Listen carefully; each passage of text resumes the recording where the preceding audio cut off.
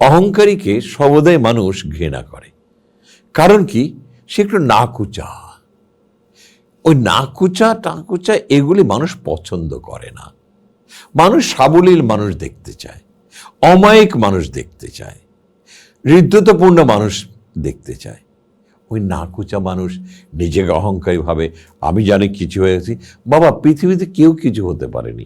আর তুমি যখন ভাবে তুমি অনেক কিছু হয়ে গেছো, পৃথিবীর অন্য মানুষের তুলনা করে দেখো, তুমি একেবারে নিম্ন স্তরের একজন মানুষ। তাদের কাছে পাচ্ছেও তুমি নেই। কিসের অহংকার? আর আরেকটা জিনিস বলি, তুমি জীবনে অর্জন যদি করতে এসেছো, তাহলে অহংকার মানুষ তোমাকে নিয়ে করবে। তুমি কেন নিজেকে অহংকারী করো? তোমার কর্মফল তোমাকে অহংকারী করবে, কিন্তু তুমি অহংকারী হবে না।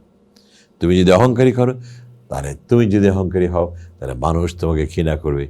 আর যেদিন মানুষ তোমাকে ঘৃণা করবে, সেদিন তোমাকে জাস্ট ছুঁড়ে ফেলে দেবে, সাইড লাইনে চলে যাবে, আর কখনো মাথা তুলে দাঁড়াতে পারবে না।